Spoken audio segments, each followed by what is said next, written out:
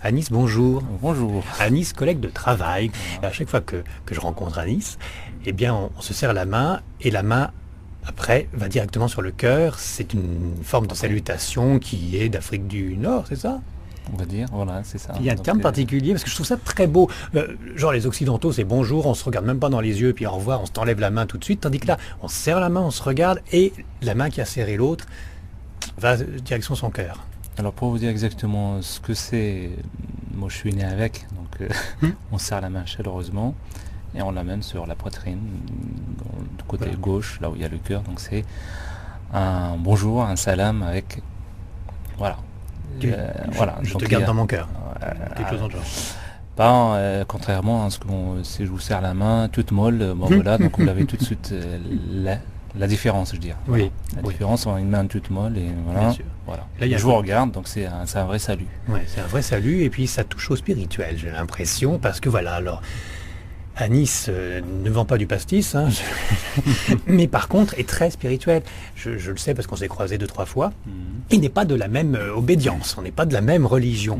Alors le Yann-Éric qui est hyper catho, mais pas intégriste, oulala, attention, mais le Yann-Éric qui aime bien sa religion est heureux de pouvoir discuter enfin, parce que ça arrive peu souvent, les hasards de la vie font ça, mais discuter enfin avec un homme qui est content et fier de sa religion et qui la représente dignement. Parce que justement, ne serait-ce que la façon dont tu serres la main à toutes les personnes que tu rencontres dans le travail, il y a de l'amour qui passe et il y a du respect. Ta religion, c'est Islam. Islam. Islam, qui veut dire soumis, donc c'est une définition que tout le monde connaît. Soumis à qui? À Dieu. Parce que chacun de nous est soumis, on va dire entre parenthèses, est soumis à quelque chose. Et donc nous, c'est soumis à Dieu, unique. Et c'est ce que veut dire Islam. Islam, c'est soumis. Soumis. Mais ça, c'est la définition étymologique, c'est soumis. Mais contexte religieux, c'est soumis automatiquement à Dieu. Abraham était un prophète soumis à Dieu et tous les prophètes. Donc nous, il nous est demandé d'être soumis à Dieu. Dans le terme soumission, c'est respect, adoration. Voilà, donc soumission, malheureusement, c'est pas si j'ose traduire, j'ai traduit mot à mot, donc islam, c'est soumis. Le culte, c'est-à-dire le cultuel, il est dû à Dieu. On le doit à Dieu. Voilà. C'est-à-dire rien avant Dieu. Rien n'est après, n'est entre les deux. Donc entre Dieu. Voilà, entre nous et le Créateur, il n'y a pas d'intermédiaire. On ne passe pas par un tel pour atteindre le Créateur. Donc c'est entre nous et Dieu, il n'y a personne. Ce que je comprends aussi, c'est dans cette discussion où on a les mêmes points d'intérêt, les mêmes centres d'intérêt, c'est Dieu, c'est deux religions monothéistes. On a peut-être quelques divergences éventuellement, mais tant mieux, voilà, comme ça on peut discuter. Mais ce que je comprends aussi, c'est que comme du côté chrétien, il y a pas mal de courants différents dans l'islam, c'est ça? Exactement, dans l'islam, il y a pas mal de courants, mais de courants ou de Coran? Alors voilà, donc il y a pas mal de courants avec T à la fin, et un seul Coran. Bon. Donc vous allez dans le monde entier, c'est un seul Coran, on croit à un seul Dieu, on a un seul Coran. Il y a plusieurs interprétations qui sont faites du Coran comme pour la Bible? Mais ça reste toujours un seul Coran. Donc il y a des gens qui peuvent le comprendre d'une manière, mais la manière dont il est récité, etc., c'est exactement la même chose. Après, bon, même en étant dans la même, je veux dire, dans le même courant avec T, dans la même idée, oui. Dans la même idée, les gens peuvent l'interpréter autrement. Bien sûr, il peut y avoir des dérives même éventuellement. Bien sûr. Et après, ça dépend qui est interprété. Si on prend juste le Coran tel qu'il est écrit, et on le lit, on peut l'interpréter de plusieurs manières différentes. Mais pour l'interpréter, il faut bien le situer historiquement. À quel moment telle ou telle sourate ou verset a été révélé, pour quelle cause. Il faut le resituer dans son époque, parce que sinon on ne comprend pas bien.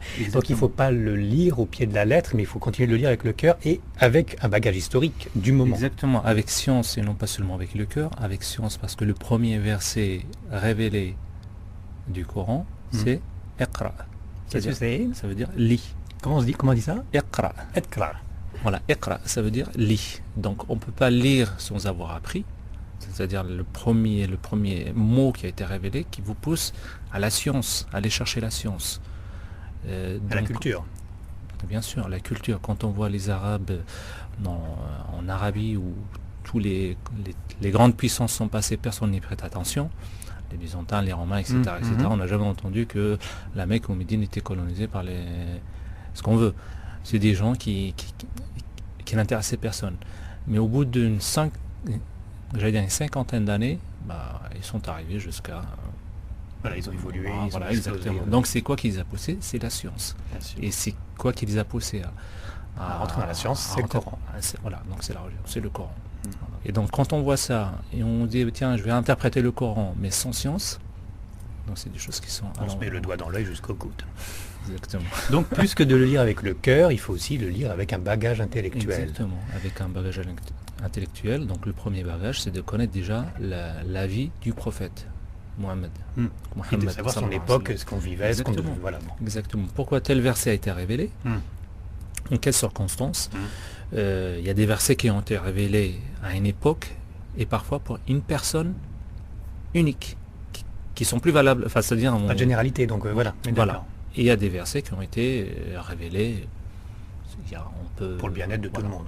Général et qui peuvent évoluer, etc. C'est pareil pour les textes sacrés bibliques et c'est pareil pour les 4 évangiles, c'est-à-dire qu'il y a eu des moments où, je reprends mon côté catho, mais où Jésus-Christ s'est adressé à une seule personne et puis peut-être qu'il ne fallait pas forcément faire un compte-rendu pour que tout le monde fasse la même chose. Voilà. Ouais. Juste une anecdote sur ça, par exemple, il y a en parlant de la vie du prophète, c'était pendant le Ramadan. Il y a un vieillard qui vient voir le prophète sallallahu alayhi wa sallam et lui dit, donc sallallahu alayhi wa sallam, ça veut dire que paix et bénédiction soit sur lui. Oui, il faut me le dire lentement, ça oui. Alors salat, paix et bénédiction sur lui. Non. Sallallahu alayhi wa sallam. C'est long cette affaire, voilà. T'as pas un truc plus court, t'as pas un sigle. Et ça veut dire que Dieu lui fasse bénédiction. Pour le prophète. Pour les prophètes. Pour les prophètes. Voilà. Si je dis Jésus ou Moïse ou Abraham, je dois dire la même formule. Ah oui. Voilà, parce que c'est des prophètes auxquels les musulmans croient. Donc ils sont la même enseigne, j'allais dire. Voilà, c'est ce qui est sympathique dans la religion musulmane, c'est que Mahomet, Mohammed intègre Jésus, ce qui s'est passé il y a de ça 500 ans, parce qu'il est arrivé 500 ans après à peu près. Voilà. Il ne nie pas la présence de Jésus en tant que prophète, mais pas en tant que Dieu incarné. Et puis surtout pas le fait que Jésus-Christ soit revenu de la mort, qu'il y ait eu résurrection. Ça, il n'est pas d'accord. Voilà, donc c'est là où il y a un petit point où bon. Voilà. Deuxième petit point, parce que cette religion m'intéresse. Vous voulez revenir parce que je ferai deuxième petit point après. non, parce que j'ai commencé en parlant des interprétations, etc. Du vieillard qui est venu voir le prophète pendant le mois du Ramadan, lui disant voilà, pendant le mois du Ramadan, vous savez, on ne peut pas manger, on ne peut pas avoir des rapports, etc. Il dit est-ce que je peux embrasser ma femme? Il dit il n'y a pas de problème. Ouais. Un jeune homme reposant exactement la même question, au même endroit, même contexte, il a dit non. Voilà. Et là, c'était lié à quoi? Parce qu'il était trop jeune comparé au vieux. Trop jeune, donc il se peut que ça aille un peu plus loin. C'est quoi ce discours à Nice? Ça veut dire que les lois, les règles, même par le prophète, il faut vraiment avoir une connaissance intellectuelle profonde avant de les appliquer, parce qu'on peut se tromper? Bien sûr, donc les textes ou les hadiths ou les dires ou les faits du prophète Mohammed sallallahu alayhi wa sallam qui ont été faits ou vus faire, etc. Nous on peut, n'importe qui peut avoir accès, on peut les lire. Tiens, il y a ça qui s'est passé. Mais un savant, il va comprendre plus de choses que moi qui va venir lire. Voilà, c'est textuellement, textuellement c'est dit comme ça. Oui, textuellement c'est dit comme ça, mais le savant, il va l'interpréter autrement. Pas autrement, peut-être exactement la même chose, mais il va le situer. Beaucoup plus. Voilà, il va le situer. C'est-à-dire que le Coran ne se lit pas tout seul, finalement. Jamais. On ne peut pas expliquer le Coran sans connaître ce qu'on appelle la sunna. La sunna, c'est la tradition du prophète. Et on ne peut pas expliquer la sunna, qui est la tradition du prophète, sans le Coran. Je vous donne juste un exemple. Donc les 5 piliers de l'islam, vous les connaissez. Donc absolument pas. Pas du tout. Donc je les rappelle. Le premier pilier, c'est croire qu'il n'y a qu'un seul Dieu et que Mohammed est son prophète et que les autres prophètes avant, c'est des prophètes auxquels on croit. Si je vous dis non, moi je crois qu'un seul Dieu et Mohammed et les autres, j'ai rien à voir avec eux. Donc là c'est pas complet. Déjà. Voilà. Donc il faut avoir le témoignage de la foi. Le deuxième, c'est la prière. L'importance de la prière. Voilà, donc là, Et nombreuses prières, c'est 5 fois par jour. 5 fois par jour. La troisième, c'est zakat. C'est l'aumône légale. En quatrième, c'est le ramadan. D'accord. Ramadan, c'est un mois qui s'appelle Ramadan. Oui. Donc en français, c'est le mois du Ramadan, ou le jeûne, soit 29, soit 30 jours. Mhm. Et cinquièmement, le pèlerinage. À la Mecque. À la Mecque, bien sûr. Où il y a cette fameuse... comment ça s'appelle? Alors, beaucoup Ce de gens cube, disent là. c'est la pierre noire. Non, c'est pas la pierre noire. C'est un édifice, c'est une maison qui a été construite par Abraham et son fils dans le temps, bien sûr. Bien sûr, avec le temps, ça a été démoli, reconstruit, etc. C'est un restant de voilà. maison d'Abraham, donc. Donc ça a été refait. Celle qu'on voit actuellement, si ma mémoire est bonne, elle doit dater d'au moins 500 ans. C'est un cube noir que Voilà, qu'on voit, voilà, hein. voilà. Et dans le cube noir, il n'y a pas une météorite, quelque chose dans le genre? Non, sur le côté qui est sur l'est, il y a une pierre, c'est ce qu'on appelle la pierre noire, qui est au moment où Abraham et son fils construisaient, donc il manquait une pierre à cet endroit-là. Donc, d'après les écrits, Dieu a fait descendre cette pierre Pour aider la construction. Voilà, pour compléter cet endroit. Et cette pierre noire, elle est toujours dans ce grand cube, Elle est toujours là. où tout le monde tourne 7 fois autour. Cette fois, Oui. voilà, Dans le sens contraire dans le sens contraire d'une horloge. Bon, il n'y a pas intérêt à prendre le mauvais sens parce que là, on s'en sort plus après. Et là, on peut pas dire qu'il y a un petit côté légende, parce que moi, encore une fois, je fais l'analogie avec la chrétienté. Et bon, alors c'est magnifique, c'est merveilleux, mais on se doute bien qu'il y a certaines fois, on en a rajouté un petit peu justement pour la foi. Là, c'est pas un petit peu une légende, la maison, la météorite qui est tombée, Dieu qui a donné la pierre. Enfin, on y croit à 100% ou on se dit bon, ça a peut-être été un petit peu enjolivé pour... Non, il y a des hadiths, il y a des dires du prophète sur ça. Qui confirme. Qui confirme, bien sûr. Donc il y a des choses parfois qu'on entend dire, mais on revient toujours à la science. Je vous ai dit ça, vous pouvez le vérifier. Auprès là, pour le vérifier, même le prophète, il n'était pas du temps d'Abraham, donc il ne faisait que répéter ce qu'on avait dit. Donc répéter, donc le verset du Coran qui dit, ce que dit le prophète, il ne le dit pas par passion. Ce qu'il dit, c'est des révélations. Voilà. Donc, quand il réunit les compagnons pour leur dire quelque chose, c'est pas pour raconter de ça. Voilà. Tout ce que dit le prophète est parole d'évangile. Ah, c'est amusant ça. D'ailleurs, il y a beaucoup de choses. Enfin, même, bon, je vais pas rentrer dans le dans le volet scientifique parce qu'il y a beaucoup de choses. Mais bref, ce que je me posais comme question quand je voyais cette foule immense qui tous les ans allait au pèlerinage de la Mecque et se rapprochait de plus en plus en tournant dans le sens inverse des aiguilles d'une montre pendant 7 fois pour toucher la maison d'Abraham. Ce que je me demandais, c'était si vraiment il n'y avait pas un petit côté légende avec cette météorite. Enfin, je vois pas Dieu donner la pierre comme ça. Bon, à la limite, une météorite est tombée, puis il l'a récupérée, puis après, siècle après siècle, on a peut-être un petit peu enjolivé. C'est ça que je me demandais. Mais toi, tu me dis non.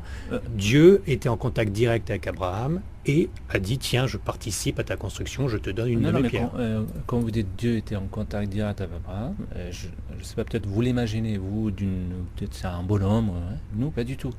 Alors, moi, je pars du principe, enfin, le musulman part du principe que si Dieu a pu créer, donc je pense que vous serez d'accord avec moi quand vous êtes croyant, créer tout cet univers et qui est venu en aide à pas mal de personnes, à Marie, qui est partie enfanter, c'est-à-dire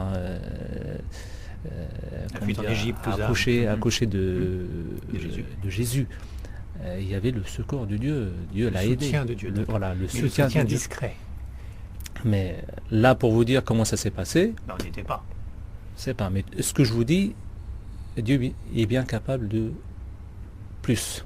Plus que ça. Voilà. Et c'est pas un pilier de la foi, ce qu'on est en train de dire là. C'est un petit point. Voilà, c'est un petit détail. Voilà, c'est un petit détail. On peut se poser pas mal de questions. C'est des choses qu'on a. On n'était pas là, mais il y a des textes qui disent ça, mais vous avez le droit de ne pas trop admettre ça parce que ça fait pas partie de. C'est pas parce que tiens, Anis ne croit pas ça, donc il est plus musulman. Il est plus musulman. Non, après bon, c'est chaque chose à son temps. On peut même se poser la question. Enfin, dans l'islam, c'est permis D'ailleurs, il est demandé de se poser des questions, surtout réfléchir. voilà, Alors, de réfléchir. c'est pas le de- discours qu'on entend dans les autres médias, hein, qui disent que l'islam est intolérant, qu'il faut surtout pas toucher au Coran, sinon on est tout de suite zigouillé si on dit la moindre chose de réflexion.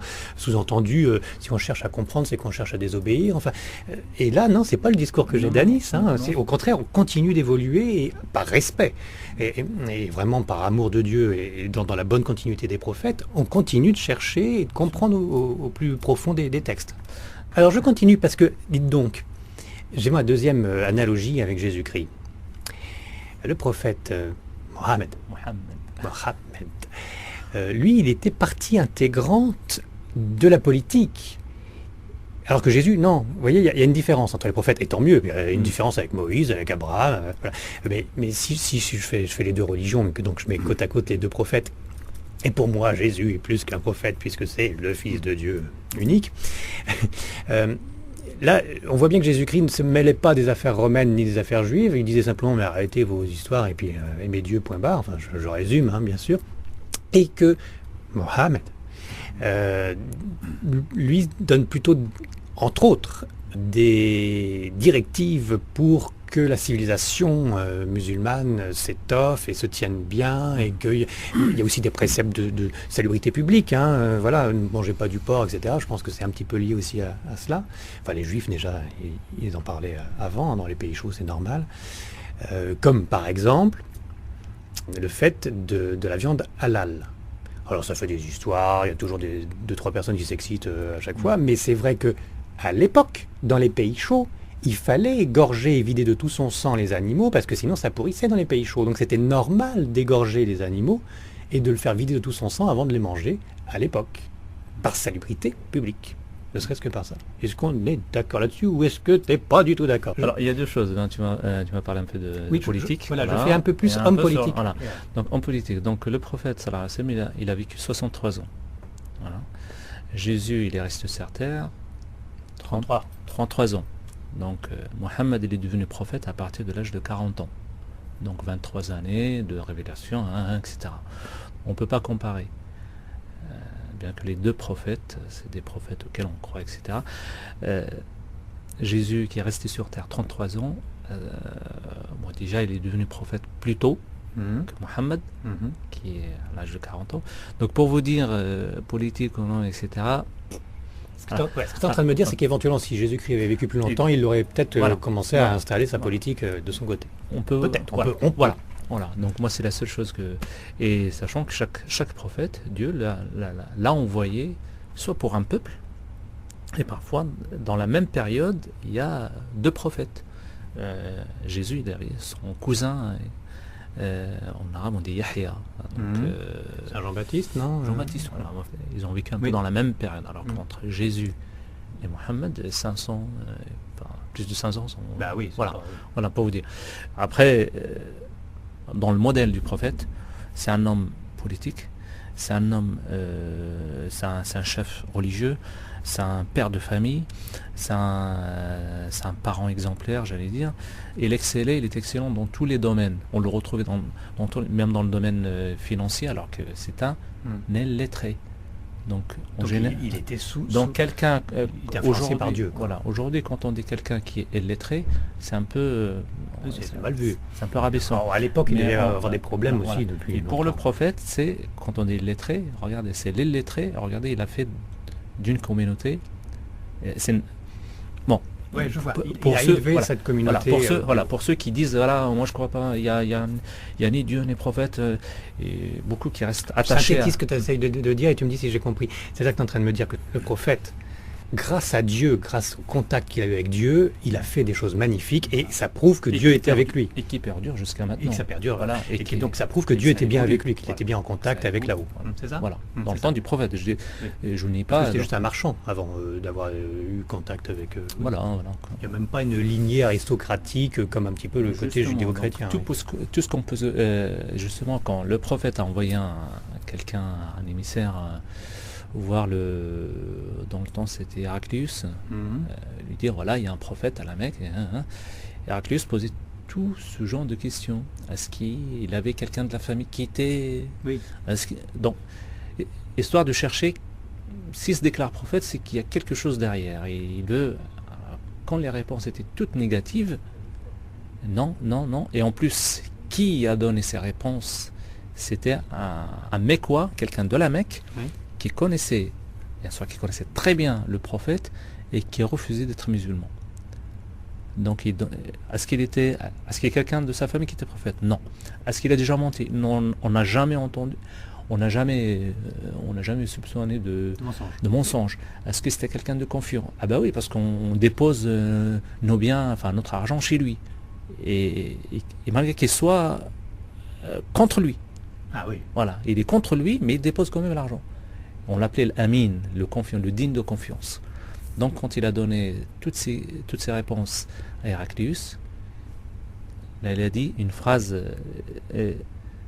s'il était là, je laverais ses pieds avec mes mains. Voilà. Il l'a reconnu comme quelqu'un de connecté avec Dieu. Exactement. Et oui, et donc il était aimé de son vivant, y compris par les femmes. Il a eu une grande histoire d'amour avec sa première femme, hein, et puis après... Exactement, c'est grâce à sa première femme. On ne peut pas refaire toute la religion, cher Anis.